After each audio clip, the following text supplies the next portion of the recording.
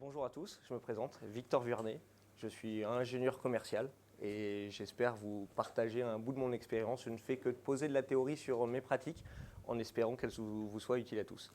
Pour rien vous cacher, je suis stress, c'est chaud comme exercice alors que je suis un métier où on perçoit des gens qui ont l'habitude d'être à l'aise.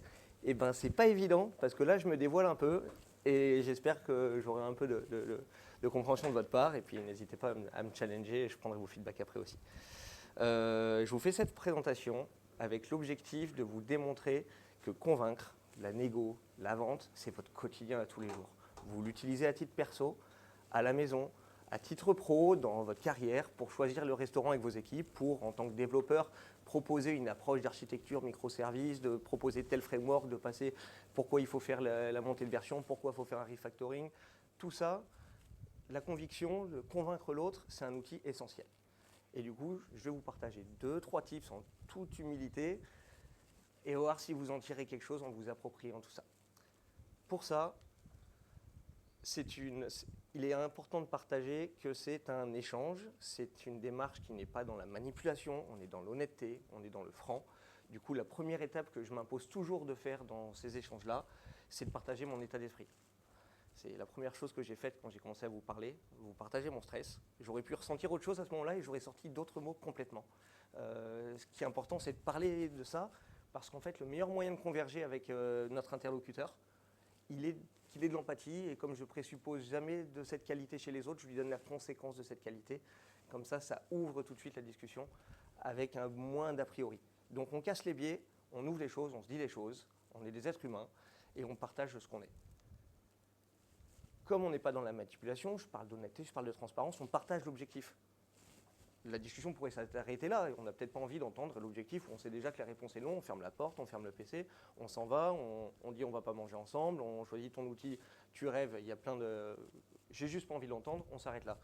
L'objectif étant de convenir de quelque chose, on partage l'objectif, et puis on explique pourquoi, pour obtenir l'adhérence éventuellement et voir si on va pouvoir converger.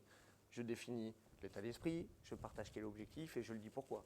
De même, je vous ai dit que j'espérais vous partager 2-3 tips autour du fait de convaincre en introduction. Je vous ai expliqué dans quel intérêt c'était pour vous, de vous y retrouver, de vous en servir éventuellement aussi. Il y a une partie d'écoute. Beaucoup plus dur dans ce format de talk, parce que j'aurais aimé vous dire, qu'en pensez-vous? Et puis on peut interagir tout de suite. Bon, je ne peux pas vous laisser trop de place, mais on y viendra tout à l'heure. Et puisqu'on écoute, on entend, on s'approprie, on comprend, et on l'utilise, on rebondit. Et on y reviendra juste après aussi, pour boucler, pour revenir à l'objectif. Ce cycle-là, qui est vraiment un cycle vertueux d'après moi, il peut se valoir que sur une introduction, mais il va se répéter pendant 1 heure. Si on discute d'un sujet pendant 1 heure pour aboutir à quelque chose, ça peut être un atelier à 12, de 2 heures aussi.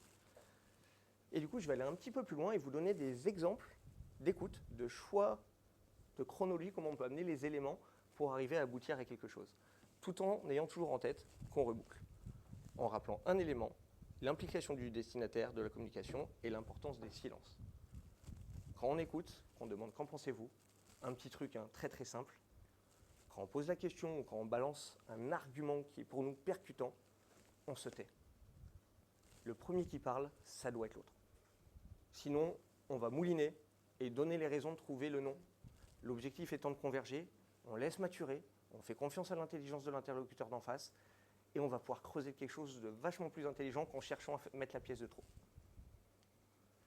Et du coup, je vais vous donner quelques réflexes du dialogue qui sont importants, qui présupposent que quand on veut amener une discussion, elle n'est pas tant improvisée que ça quand on est dans l'objectif de convaincre quelqu'un et qu'on l'a préparée.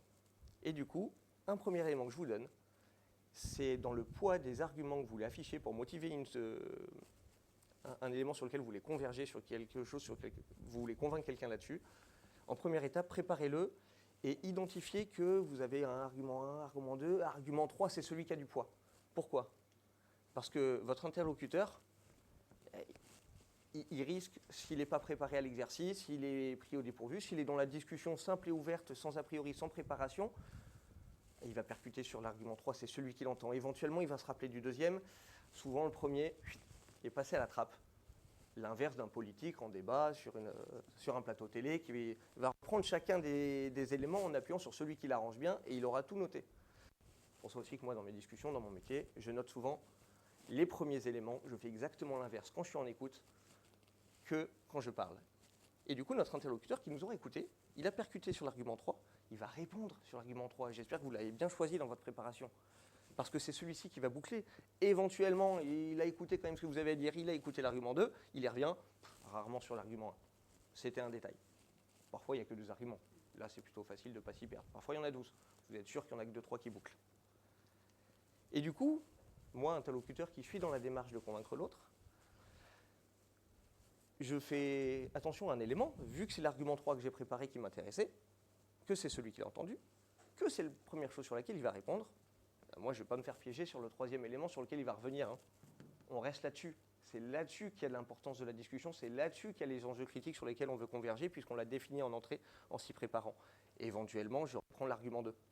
Donc j'ai écouté, et je réutilise et je rebondis sur ce qui porte intérêt à la conversation. Je l'ai défini en entrée, ce n'est pas de la manipulation, puisqu'on a choisi nos arguments au regard d'un objectif sur lequel on a convergé d'entrée, où la porte de sortie était prenable dès le début.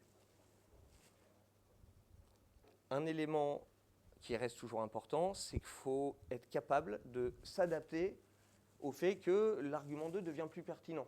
Comme on parle d'écoute, comme on laisse de la place, c'est pas immuable. Vraiment, il faut savoir s'adapter et se rendre compte que ce qu'on percevait comme le plus important pour pouvoir converger, parce qu'on présupposait de l'intérêt de l'autre par empathie, parce qu'on se met à sa place, parce qu'on imagine que c'est ce qu'il veut entendre, on ne peut pas présupposer tout, on l'écoute et on réadapte aussi son discours en convergeant sur ce qui est le plus important. Si on est un peu préparé et conscient de ce qu'attend l'autre, éventuellement, on n'est pas sur l'argument 1 qu'on avait préparé, là c'est qu'on est vraiment mal préparé. Et je vais vous proposer pour finir, je ne sais pas si on pourra aller au bout de l'exercice comme ça, mais on pourra en discuter soit dans les questions-réponses, soit dans la partie apéro si vous voulez creuser le sujet. C'est un scénario qui m'a été posé quand j'étais encore étudiant il y a une quinzaine d'années, déjà. Et je vais vous proposer le choix de la proposition binaire. Je vous mets dans une situation où vous avez, dans votre carrière, appropriez-vous cette situation, votre N+2, le boss, dans votre carrière, admettons que vous soyez développeur, mais vous le réutilisez comme vous voulez, qui vous annonce le 9 juillet 2024, la nouvelle suivante, l'archi de l'équipe, le chef de projet, votre N+1, peu importe, avec vos aspirations, eh ben, il va nous quitter à la fin du mois, 31 juillet, il ne sera plus là, il a une opportunité de départ à l'étranger, je ne peux pas lui empêcher de le faire et je le laisse partir très vite. Et mon cher Martin, en face de moi, j'ai besoin que tu prennes la suite. Tu es engagé dans la boîte, tu es loyal, tu es compétent, tu peux prendre la suite, j'ai besoin de toi, je suis convaincu que tu peux le faire. Je suis conscient que je te demande ça le 9 juillet alors que tu pars en vacances le 15, mais sans biseau, c'est impossible. Je compte sur toi, mon ami, s'il te plaît. On est plus que des collègues, je suis plus que ton N+2. J'ai besoin de toi. Est-ce que tu peux prendre ce sujet-là? Et puis, j'ai arrivé à la maison, comment tu fais pour tes vacances, quoi, et les enfants, la famille, etc. Il n'y a pas de bonne réponse. Il y a une proposition binaire ici. Je l'accepte, je ne l'accepte pas. C'est une question de curseur et de volonté personnelle.